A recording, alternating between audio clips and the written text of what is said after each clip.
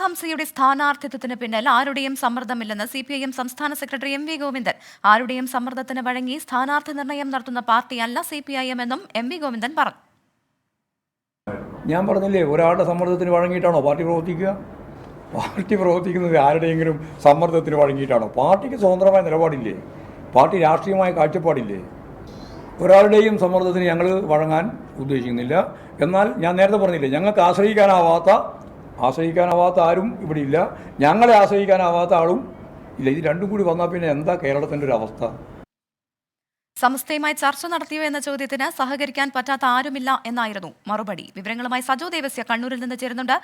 Sajo, KS ഹംസയുടെ സ്ഥാനാർത്ഥിത്വം ഏറെ രാഷ്ട്രീയ പ്രാധാന്യമുള്ളത് ആണ്. ഇപ്പോൾ ഈ പ്രഖ്യാപനത്തിൽ MV ഗോവിന്ദന്റെ പ്രതികരണം കൂടി വരുന്ന സാഹചര്യത്തിൽ എന്തൊക്കെയാണ് ഇതിൽ നിന്ന് മനസ്സിലാക്കാൻ സാധിക്കുന്നത്?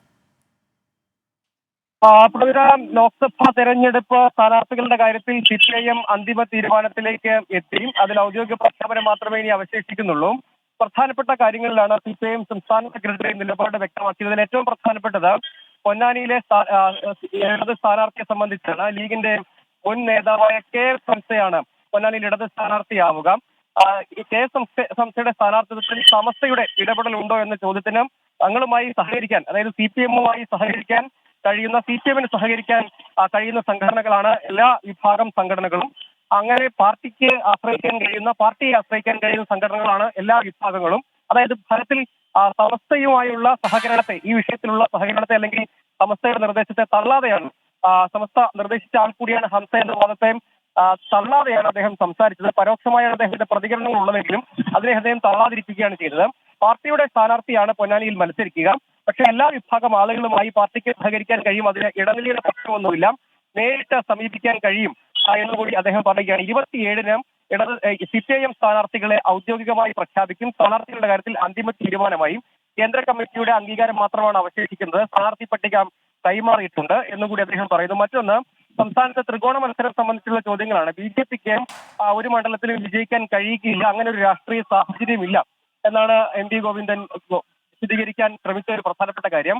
ഒപ്പം ജില്ലാ സെക്രട്ടറിമാർ അടക്കമുള്ള പട്ടികയിലെ വനിതാ പ്രാതിനിധ്യം സംബന്ധിച്ചത് 2 വനിതാ പ്രാതിനിധ്യമാണ് പുറത്തു വന്ന പട്ടികയിൽ ഉള്ളത്. പക്ഷേ MV ഗോവിന്ദൻ വിശദീകരിക്കാൻ ശ്രമിച്ചത് വനിതകൾക്കും യുവാക്കൾക്കും അർഹമായ പ്രാതിനിധ്യം തന്നെ CPIM നൽകിയിട്ടുണ്ട്. 20 സീറ്റുകളിലും വിജയിക്കുക എന്നതാണ് ലക്ഷ്യം. അത് മുന്നിൽ കണ്ടുകൊണ്ട് കരുത്തരായ സ്ഥാനാർത്ഥികളെ തന്നെയാണ് അവതരിപ്പിച്ചിരിക്കുന്നത് എന്നുകൂടി അദ്ദേഹം പറയുകയാണ്. ഒപ്പം ഇന്ത്യ മുന്നണി, അതായത് രാഹുൽ ഗാന്ധി വയനാട്ടിൽ വീണ്ടും മത്സരിക്കുമോ എന്നടക്കമുള്ള ചർച്ചകളുണ്ട്.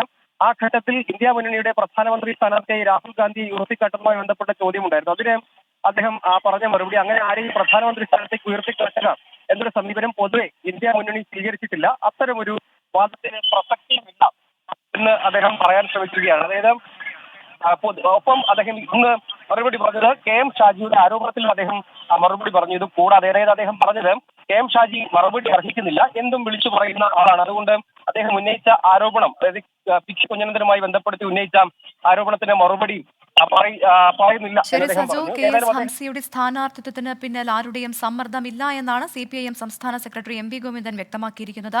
ആരുടെയും സമ്മർദ്ദത്തിന് വഴങ്ങി സ്ഥാനാർത്ഥി നിർണയം നടത്തുന്ന പാർട്ടിയല്ല CPIM എന്നും MV ഗോവിന്ദൻ പറയുകയുണ്ടായി.